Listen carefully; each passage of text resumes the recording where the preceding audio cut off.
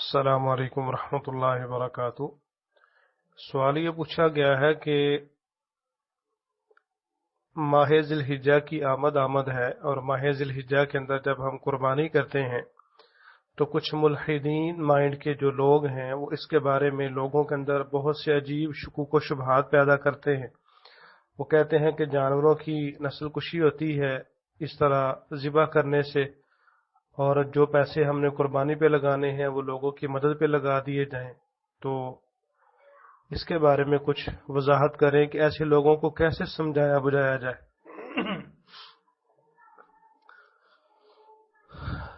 ماہ ذی الحجہ ایسا عظیم مہینہ ہے کہ اس جیسا عظیم اور برکتوں والا مہینہ پورے سال میں نہیں ہے۔ اس مہینے کے اندر ادا کی جانے والی ایک بہت ہی عظیم الشان عبادت قربانی ہے۔ اس کے بارے میں جو منکرین، ملحدین اور مستشرقین کی طرف سے شکوک و شبہات پیدا کیے جاتے ہیں،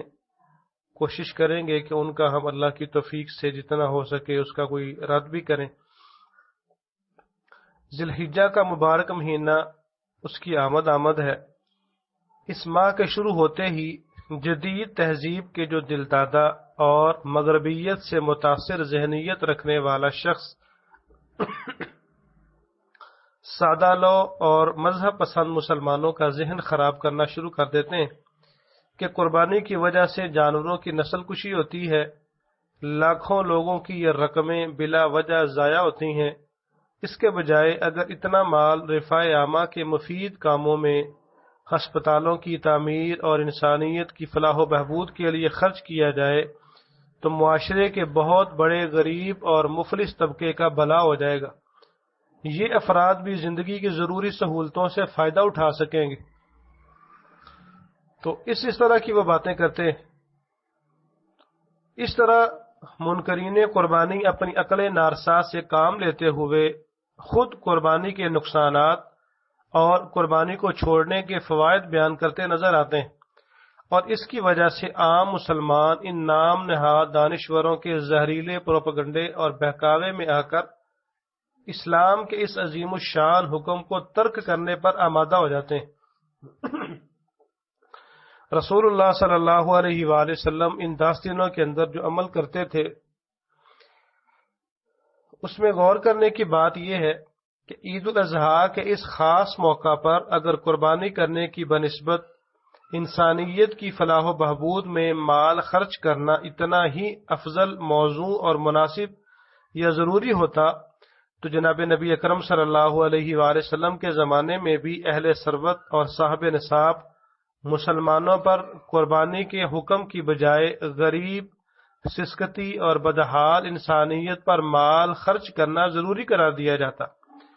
جبکہ یہ بات بھی اظہر من الشمس ہے کہ ہر دور میں غریب اور نادار طبقہ موجود رہا ہے۔ تو یقیناً آپ علیہ الصلوۃ والسلام کے مبارک دور میں بھی یہ طبقہ موجود تھا، بلکہ ایسے افراد بکثرت موجود تھے، لیکن رحمت للعالمین صلی اللہ علیہ وآلہ وسلم جو اپنی امت کے لیے بہت ہی زیادہ شفیق اور مہربان تھے، آپ نے اپنے زمانے کے اہل ثروت اور صاحب نصاب مسلمانوں کو اس عید الاضحیٰ کے موقع پر یہ حکم نہیں دیا کہ وہ اپنا مال رفاع عامہ کے مفید کاموں میں، ہسپتالوں کی تعمیر اور انسانیت کی فلاح و بہبود کے لیے خرچ کریں،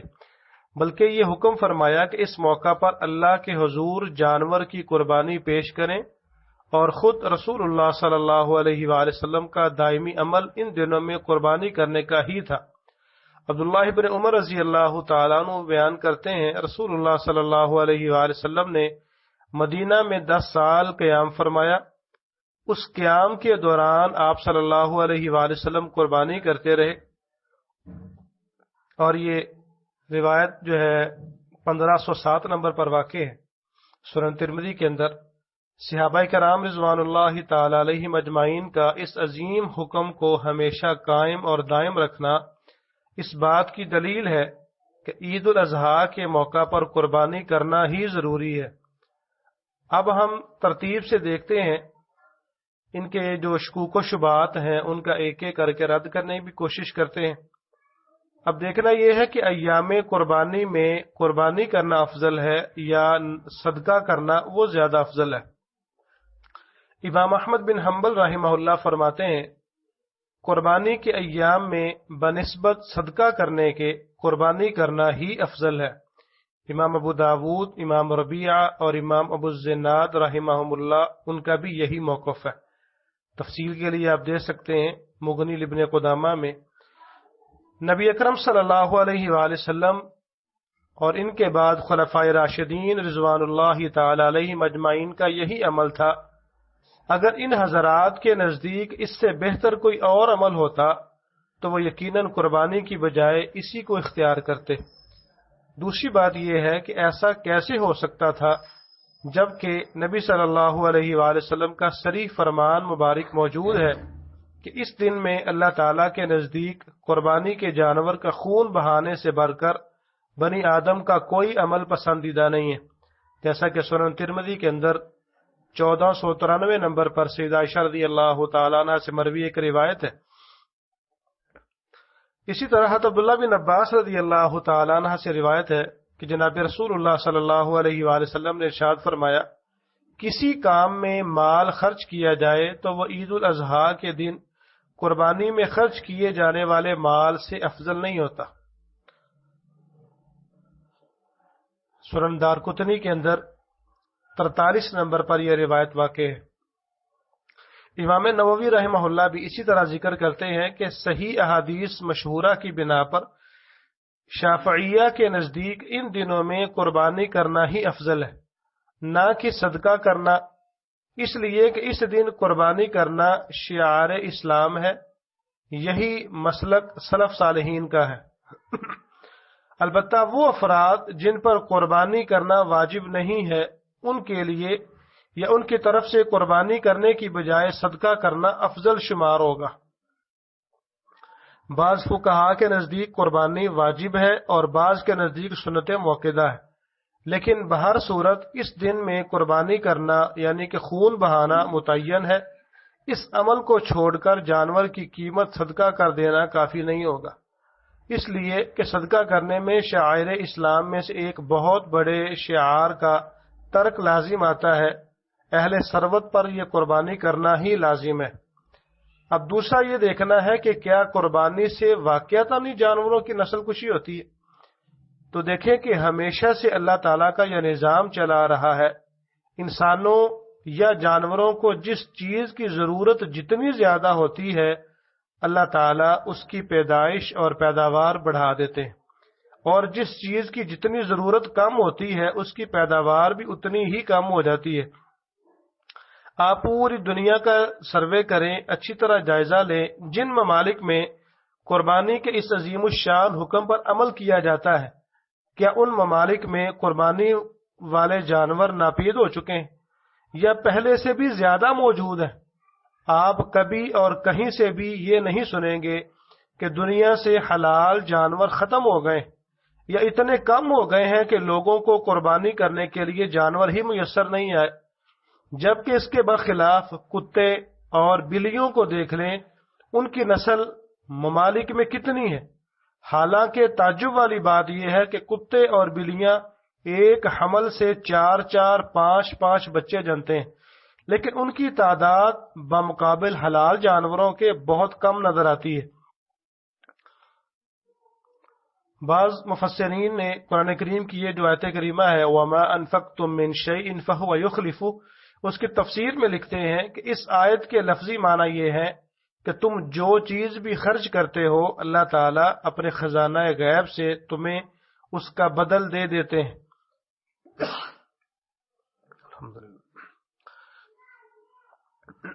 کبھی دنیا میں اور کبھی آخرت میں، اور کبھی دنیا اور آخرت دونوں میں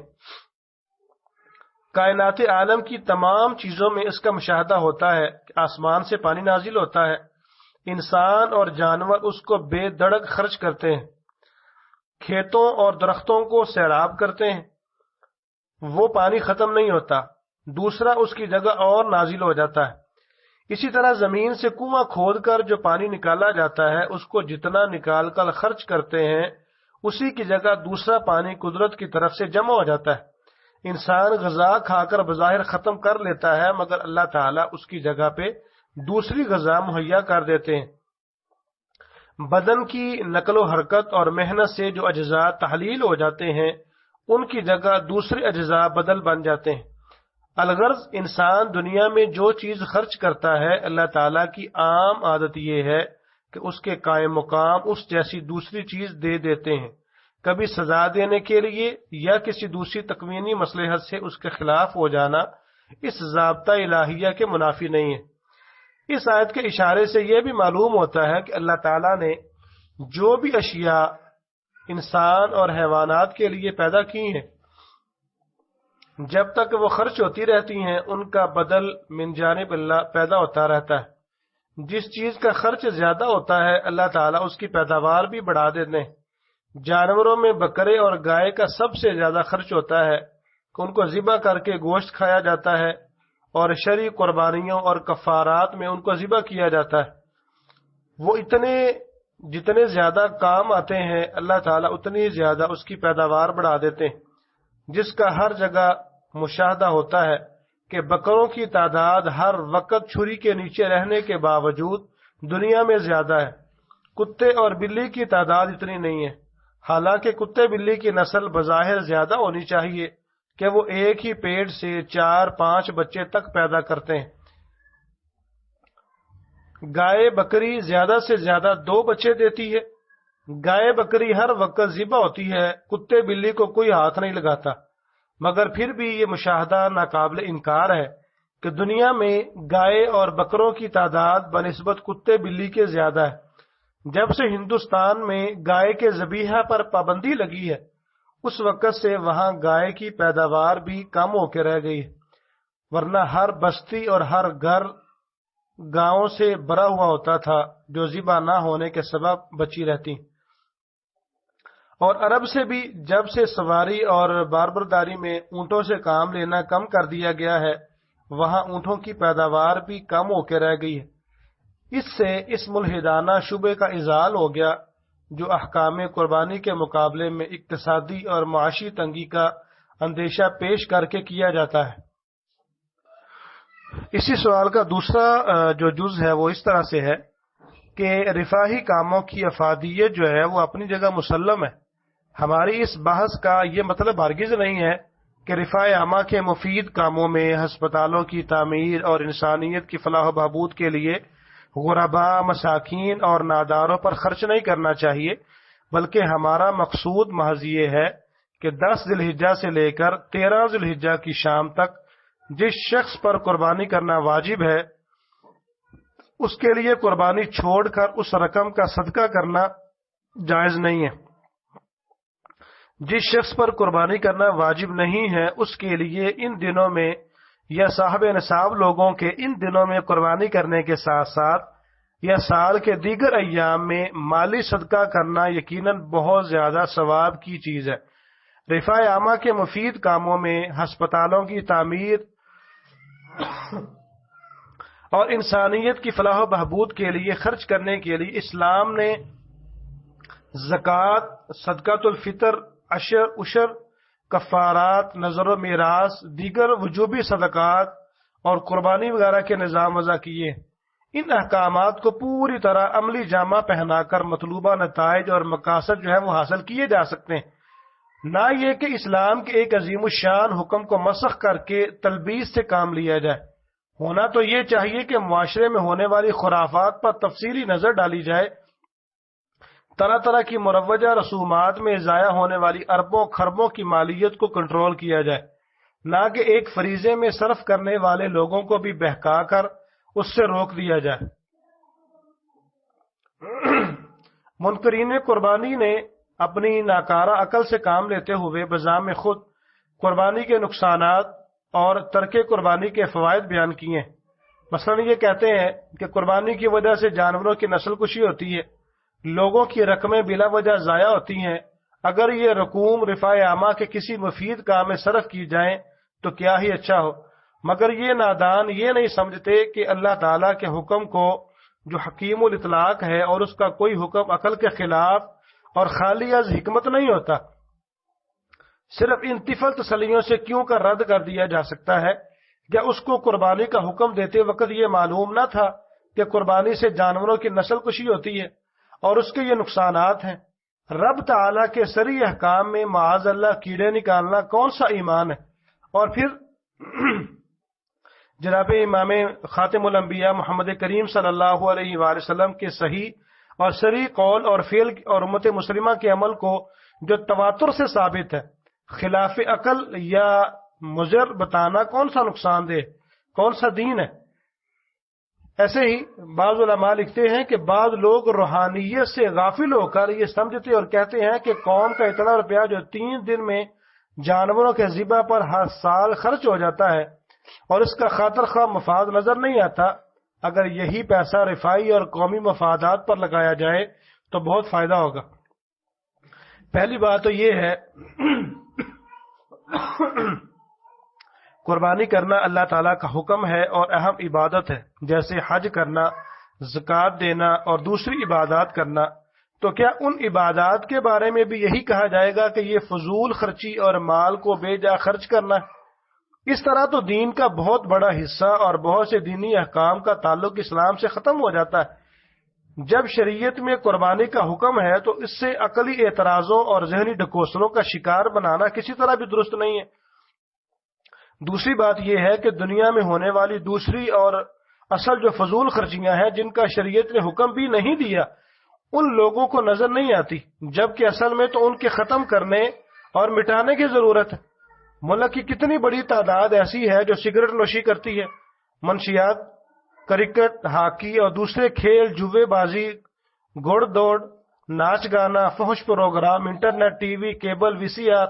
سینما، فضول تصویر سازی اور مووی بازی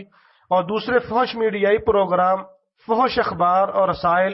اور دیگر ناول اور ڈائجسٹ، بسنت، عید کارڈ، شادی کارڈ، گانوں اور دیگر غلط پروگراموں کی آڈیو ویڈیو کیسٹیں اور سی ڈیز، ویڈیو گیمز، آتش بازی اور شادی بیاہ، مرگ موت اور غمی خوشی کی رسومات، مختلف فیشن، غیر شرعی بیوٹی پارلر ان کی زد میں ہیں، جن کو چھوڑے اور توبہ کیے بغیر دنیا اور آخرت کی فلاح اور کامیابی ملنا مشکل ہے۔ اور یہی پیسہ اگر قومی اور رفاعی مفادات پر خرچ کیا جائے تو بہت جلد ترقی حاصل کی جا سکتی ہے۔ آگے یہ ہے کہ ذبح کرنے پر بھی اعتراض کیا جاتا ہے۔ منکرین اور ملحدین کی طرف سے ایک اعتراض یہ بھی سامنے آتا ہے کہ زندہ جانوروں کے گلے پر چھری پھیر دینا یہ بھی عقل سلیم کے خلاف ہے۔ یہ فعل مسلمانوں کی بے رحمی پر دلالت کرتا ہے۔ اس اعتراض کا جواب بعض علماء نے یوں بھی دیا ہے کہ ہم دعوے صرف کہتے ہیں کہ شریعت اسلامیہ سے زیادہ رحم کسی مذہب میں نہیں ہے، اور جانوروں کے ذبح کرنے کے اندر رحم کے خلاف نہیں ہے، بلکہ ان کے حق میں اپنی موت مرنے سے ذبح ہو کر مرنا بہتر ہے، کیونکہ خود مرنے میں قتل اور ذبح کی موت سے زیادہ تکلیف ہوتی ہے۔ اب رہا یہ سوال کہ پھر انسان کو ذبح کر دیا جایا کرے تاکہ وہ بھی آسانی سے مر جائے، اس کا جواب یہ ہے کہ مایوسی کی حالت سے پہلے ذبح کرنا تو دیدہ اور دانستہ قتل کرنا ہے، اور مایوسی کی حالت پتہ نہیں چل سکتی، کیونکہ بعض لوگ ایسے بھی دیکھے گئے ہیں کہ مرنے کے قریب ہو گئے تھے پھر اچھے ہو گئے، اور شبہ حیوانات میں کیا کیا جائے کہ ان کی تو مایوسی کا بھی انتظار نہیں کیا جا سکتا۔ تو جواب یہ ہے کہ جانور اور انسان میں فرق ہے، اور وہ یہ ہے کہ انسان کا تو ابقاء یعنی اس کو باقی رکھنا مقصود ہے، کیونکہ خلق عالم سے وہی مقصود ہے، اس لیے ملائکہ کے موجود ہوتے ہوئے اس کو پیدا کیا گیا، بلکہ تمام مخلوق کے موجود ہونے کے بعد اس کو پیدا کیا گیا، کیونکہ نتیجہ اور مقصود تمام مقدمات کے بعد موجود ہوا کرتا ہے۔ اسی لیے انسان کے قتل اور ذبح کی اجازت نہیں دی گئی، ورنہ بہت سے لوگ ایسی حالت میں ذبح کر دیے جائیں گے جس کے بعد ان کے تندرست ہونے کی امید تھی، اور ذبح کرنے والوں کے نزدیک وہ یاس کی حالت میں تھے، اور جانور کا ابقاء مقصود نہیں ہے۔ اس لیے اس کے ذبح کی اجازت اسی بنا پر دے دی گئی ہے کہ ذبح ہو جانے میں ان کو راحت ہے، اور ذبح ہو جانے کے بعد ان کا گوشت وغیرہ بقائے انسانی میں مفید ہے۔ جس کا ابقاء مقصود ہے اس کو اگر ذبح نہ کیا جائے اور یوں ہی مرنے کے لیے چھوڑ دیا جائے تو وہ مردہ ہو کر اس کے گوشت میں ایک زہر کا اثر پھیل جائے گا اور اس کا استعمال انسان کی صحت کے لیے نقصان دہ ہوگا، تو ابقاء انسان کا وسیلہ نہ بنے گا۔ اور قصاص جہاد میں چونکہ افنا بعض افراد بغرض ابقاء جمیع الناس یہ یقینی ہے، اس لیے وہاں قتل انسانی کی اجازت دی گئی ہے، مگر ساتھ ہی اس کی رعایت کی گئی ہے کہ حتی الامکان سہولت کی صورت سے مارا جائے، یعنی قصاص میں جو کہ قتل اختیاری ہے تلوار سے، اور جہاد میں مسلح وغیرہ کرنے کی ممانعت ہے۔ تو آگے یہ ہے کہ قربانی کی حقیقت کیا ہے۔ اگر قربانی کی حقیقت پر نظر ڈالی جائے تو بھی یہ وسوسہ پیدا نہیں ہو سکتا۔ قربانی تو یادگار ہے حضرت ابراہیم علیہ السلام کی کہ ان کو حکم دیا گیا تھا کہ اپنا بیٹا ذبح کرو، حالانکہ دوسری طرف خود قرآن کا اعلان ہے قتل کی سزا ہمیشہ کے لیے جہنم میں رہنا ہے۔ بچوں کو تو جہاد کی حالت میں بھی قتل کرنے سے منع کیا گیا ہے۔ الغرض عقل کبھی بچے اور بالخصوص اپنے معصوم بچے کے قتل کو تسلیم نہیں کر سکتی، لیکن قربان جائیں سیدنا ابراہیم علیہ السلام پر کہ انہوں نے اللہ تعالیٰ سے یہ نہیں پوچھا کہ اے اللہ، جو بچہ مجھے برسہ برس دعائیں مانگنے کے بعد ملا آخر اس کا قصور کیا ہے، اور اگر قصور ہے بھی تو اس کو مارنے سے کیا حاصل ہوگا؟ نہیں، اس لیے کہ جہاں اور جس کام میں اللہ کا حکم آ جاتا ہے وہاں چوں چرا کی گنجائش نہیں رہتی، چاہے نفع نظر آئے یا نقصان نظر آئے۔ دوسری طرف قربانی کے جانور پر آنے والے اخراجات کا جائزہ لیجئے۔ آج کے اس مہنگائی کے دور میں بڑے جانور حصہ لینے کے لیے 8 یا 9 ہزار روپے کافی ہیں، اور اگر چھوٹا جانور لینا چاہیں تو 12 سے 15 ہزار روپے میں کام چل جاتا ہے۔ اس جائزے کے بعد سوچئے کہ اگر اللہ تعالیٰ کی طرف سے ہمیں حکم ہو کہ تمہیں اختیار ہے کہ تم اپنا بیٹا قربانی کرنے کے لیے ذبح کرو، یا اس کی بجائے 12 سے 15 ہزار روپے کا جانور ذبح کرو، تو بتلائیے کہ کون کس کو ترجیح دے گا؟ یقینی بات ہے کہ بیٹے کے ذبح کے مقابلے میں ہر عقل مند جانور ذبح کرنے کو ہی ترجیح دے گا۔ اب ایک نظر سیدنا ابراہیم علیہ السلام کی طرف بھی ڈالیے کہ جب ان کو بیٹا ذبح کرنے کا حکم ملا، اور حکم بھی صراحتاً نہیں ملا بلکہ خواب میں اشارتاً بتلایا گیا، تو انہوں نے ایک لمحے کے لیے بھی رک کر یہ نہیں پوچھا اے اللہ اس میں میرے لیے کیا نفع ہے، اور ایک ہم ہے کہ معمولی سا جانور ذبح کرنے کا حکم دیا گیا اور ہم پوچھتے پھرتے ہیں کہ اس میں میرا کیا نفع ہے، اس کے بجائے یہ ہو جائے وہ ہو جائے وغیرہ وغیرہ، ایسی ہم باتیں کرتے ہیں۔ ایسی باتیں قربانی کے روح کے خلاف ہے، اور یہ سوال کرنے والا در حقیقت قربانی کی حقیقت سے ہی ناواقف ہے۔ قربانی کے ذریعے تو یہ جذبہ پیدا کرنا مقصود ہے کہ جب اللہ رب العزت کی طرف سے کوئی حکم آ جائے تو ہم اپنی عقل کے گھوڑے دوڑانے کی بجائے اللہ کے حکم کی پیروی کریں، اس کے حکم کے سامنے اپنا سر تسلیم خم کریں۔ اسی کی طرف اللہ تعالیٰ نے سیدنا حضرت ابراہیم علیہ السلام کے عمل میں اشارہ کیا ہے کہ فلما اسلما، کہ جب انہوں نے سر تسلیم خم کر دیا، تو اچھی طرح سمجھ لینا چاہیے کہ قربانی صرف رسم یا دل لگی نہیں ہے، بلکہ اس کے ذریعے ایک ذہنیت دینا مقصود ہے جسے فلسفہ قربانی کا نام دیا جاتا ہے۔ وہ یہی ہے کہ جب اللہ رب العزت کی طرف سے کوئی حکم آ جائے تو ہم اپنی عقل کے گھوڑے دوڑانے کی بجائے اللہ کے حکم کی پیروی کریں اور اس کے حکم کے سامنے اپنا سر تسلیم خم کر دیں۔ اور آج ضرورت ہے کہ منکرین قربانی، ملحدین اور مستشرقین اور کفار کے زہریلے پروپیگنڈے کے مقابلے میں اہل اسلام پرزور طریقے سے اس حکم پر عمل پیرا ہوں۔ اسی میں اہل اسلام کی خیر و بقا کا راز اور دین اسلام کی حفاظت مضمر ہے۔ واللہ تعالی عالم بالصواب۔ السلام علیکم ورحمۃ اللہ وبرکاتہ۔